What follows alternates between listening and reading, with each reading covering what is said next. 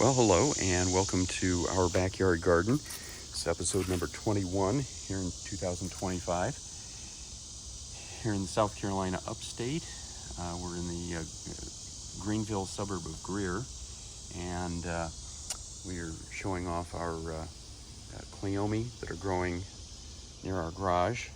I've done a lot of weed killing this week, so you're going to see a lot of brown stuff, but it's just weeds that I've kind of tried to kill off. We've got a ton of them this time of year. The cleome are doing really well though, and I'll show those. Most of them are kind of a purple or lavender color, but we do have a few like this one that are pink. And it's the craziest thing, I say this every week, but we have the most fertile concrete in South Carolina. A lot of these really prolific flowering plants come up out of the concrete. It's the craziest thing. Got some more here. This area did not show us a whole lot of growth last year. Most of our cleome were growing over here, and for some reason this year we've only had a couple, and they're about done. This area has been really taken over more by morning glories, and the strange thing about these morning glories compared to the ones that we have out by our mailbox bed, if you watched our front yard video, those are blooming nicely with bright purple flowers. These aren't blooming. We had a few light blue flowers earlier in the summer, but nothing now. I'm not sure why. We've got this strange plant. I honestly don't know what it is. I've said this every week. I don't know if it's a weed or what, but it does have these unique flowers on it, and quite a few of them, and it grew in no time.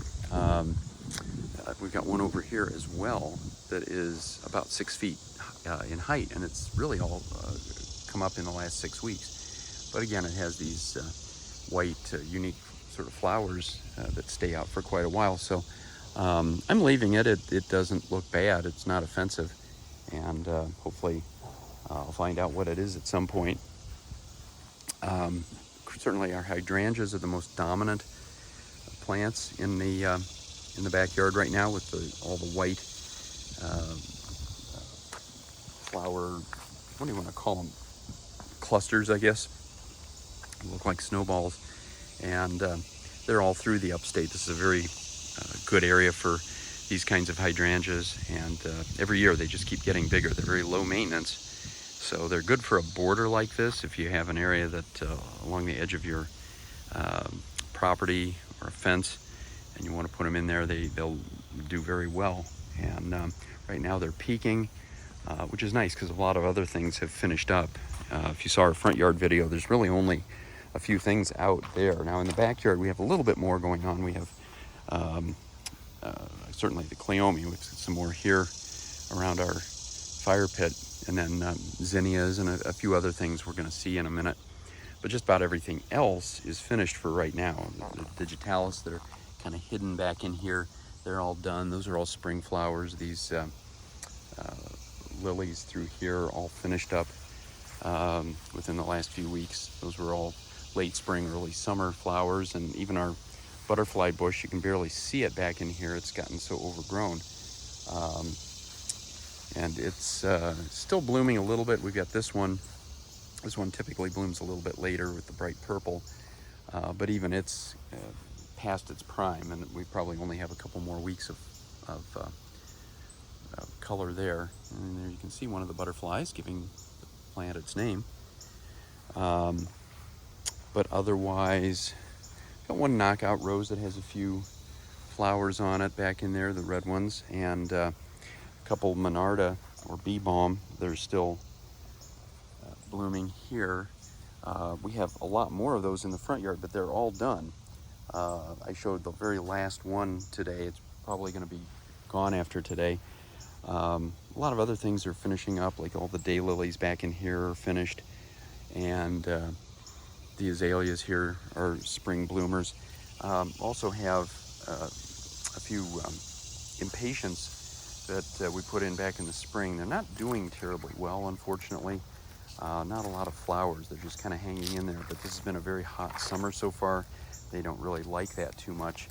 And I think they've gotten enough water. It's just that they're kind of struggling with the heat. Stilby over in here. This is a nice spring woodland flower, but they're all done. And what else? More azaleas and black-eyed Susans along the pathway down here, and hostas. And then as we turn around, this is actually a really nice time to look at the pond. We get these ripples on the water in the morning, and it looks like more like a stream or a river going past our house, when in fact there's very little running water. There's a tiny stream that makes this make the pond up, that is, but it's not a big source of water. You don't get a lot of flow in it. Now here, I do want to show this off, and I'm glad to see that this is our water lily, and it is opening up. There was a bud on it last night. I was afraid that it was already finished up, but it looks like it's opening up now. So we've had several of those over the last few weeks, and makes it worth the trouble. I just put that pot in the water and let it grow over the last couple of years, and it's finally giving us flowers this year. I would like to get some more of those if I could, but not a lot of places in this area that sell them. So we're going to go back up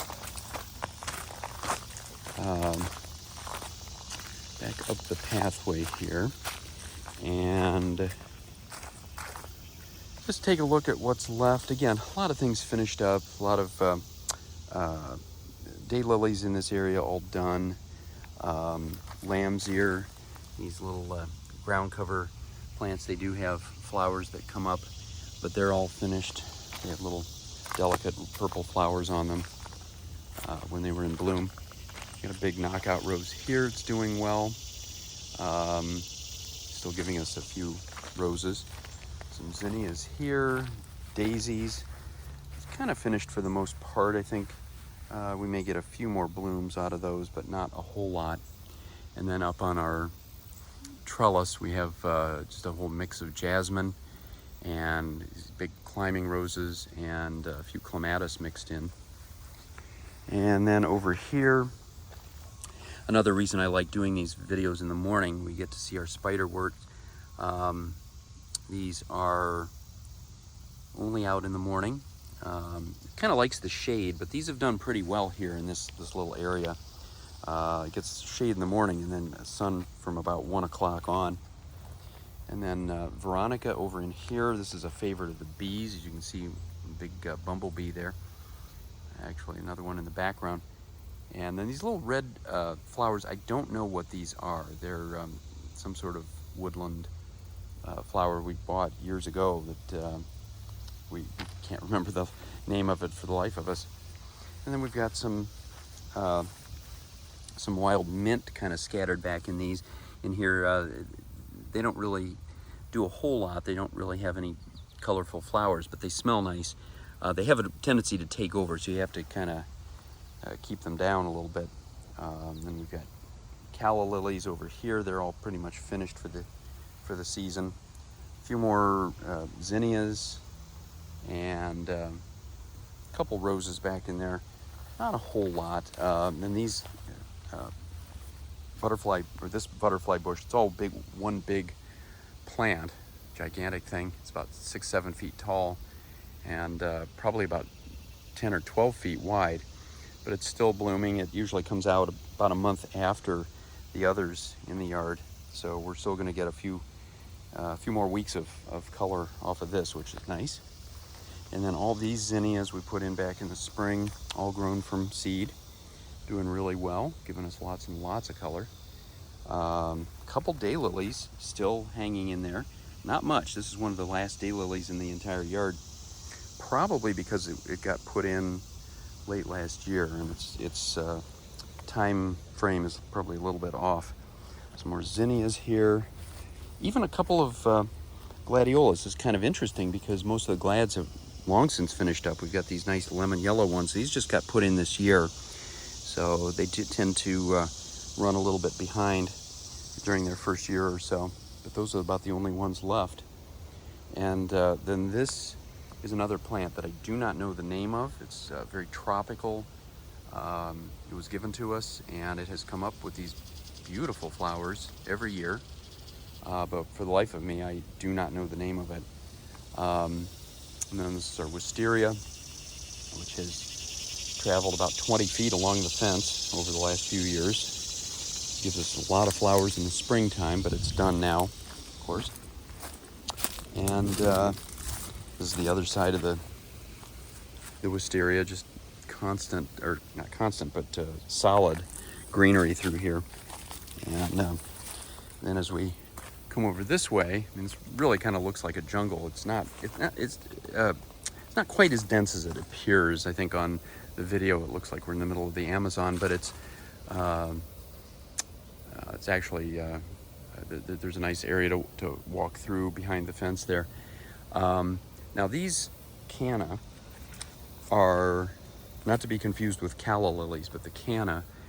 These green ones are actually doing better than they have for the last couple of years. They're putting out quite a few of these really tropical looking yellow flowers like this. And there are a lot of buds still on these, so we should continue to get color. Now the ones I don't have any use for are these darker ones. They put out red flowers. Unfortunately, we've had exactly one flower for all the vegetation here. And they just are not favorable in our yard. I've said this before, I don't know if it's just a lack of nutrition, because the soil is not particularly good here. There's a lot of stones, a lot of the red clay that's typical of this area, or if there's some parasite on them, because you see the leaves all have kind of this brown decaying look to them. A lot of them have trouble even opening up correctly. It's a strange thing.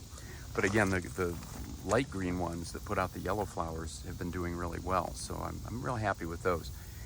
Got a lot of black-eyed Susans through here. Our daylilies have all finished up just in the past week. We still have quite a few of the orange flowers, even on our video last week, but they're all gone now, all finished up. And really, their vegetation doesn't look so good.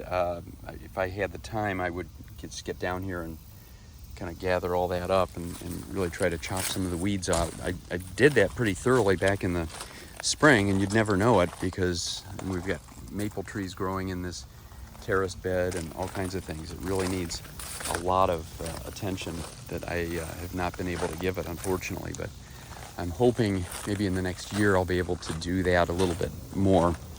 And kind of keep everything under control, because it's a pretty garden down in here if it's properly maintained. It just takes a lot of work and a lot of time.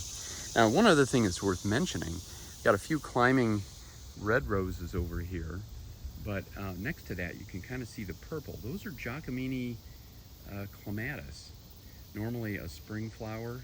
Why it's out in the middle of July, I honestly don't know. But it is, and it's more than welcome to add its color to the mix. We also have some little pink climbing roses here at the top of the trellis. They tend to come in groupings like this, like up in that area you've got a lot, and really nothing else on this particular plant. And it's the same thing with the one we have up against the back of the house. We have some scattered flowers, nothing close to what we had back in the spring when they first came out, but they'll continue to bloom off and on in certain areas all through the year, really up until probably October. And so they're a lot of fun to have. They're very low maintenance, although you do have to kind of keep them back. They'll take over an area, very invasive sort of rose, if you allow it to. Over here, these roses are largely done. We do have a knockout yellow rose that's just starting to bloom again, so we'll get a few flowers out of that. But for the most part, this one is not going to do a whole lot. I think this one usually gives us some really bright, almost fuchsia colored flowers. It's probably done for the year. And a beautiful dragonfly that just came up. I don't know if you can see him back here, right there. Very delicate wings, very unusual pattern. Lots and lots of dragonflies in this area. I don't know a lot about them, but I think a lot of different species, because they're different colors, different wing patterns, and they love to congregate down by the water's edge, especially on a sunny day like this. Now here we have a few flocks remaining. I don't think we'll get too much more out of our flocks, both white and purple. They'll probably finish up in the next couple of weeks. And then some veronica still hanging out back there. And over here, got some wild strawberries back in here. We don't really grow them for fruit. We just kind of let them stay there, as much of a weed as anything else. And some marigolds that kind of found their way down here. We had most of the marigolds up on the deck, but I think some of the seeds blew down here and have done well. Now there's another dragonfly. I'd love to get a picture of him if you'll stay put. You can see him, green body, very different look than the other one that we saw earlier. And again, you know, all these different species and so on. It's really fascinating to watch. We got one calla lily still blooming, actually a couple of them, these dark purple ones, still hanging in there, but most of them are finished for the year. We had a lot of different colors. I think we counted 5 or 6 different colors: whites, pinks, reds, purples, and so on. And then what do we have? We even have a couple clematis still going here. This is a Nellie Moser, just a particular type. It's doing well, and a couple of daylilies still hanging in there, these bright orange ones, almost pumpkin color. Just about finished. Most of the other ones in this area are done. Again, back to the dragonflies. This is fascinating to me, probably because I was a biology major when I was in college about 1 million years ago. This dragonfly is a bright blue color, and his head is kind of a greenish color. He's very pretty little bug. I'm not the world's biggest fan of dragonflies, but they are really unique, kind of like butterflies. And I'd be really curious to get a bug expert down in here, an entomologist, and have him look at all of our dragonflies and tell us how many different types we have. And again, we have our big knockout pink rose here, and then back in here, still have some tomatoes that are growing. Somewhere in here, there were some actual tomato fruit. Now I don't see them. We've had hundreds of tomatoes that have grown over the years, and the last couple of years they have not come up in large numbers like they did. Not sure why, but got our hostas here. Everything, of course, being taken over by these morning glories, and that's about it. So we're back to the top, and you can hope you're having a great day. It's beautiful here, about 80 degrees. I don't think there's any rain in sight, and so let's hope it's sunny wherever you are. And until next time, happy gardening.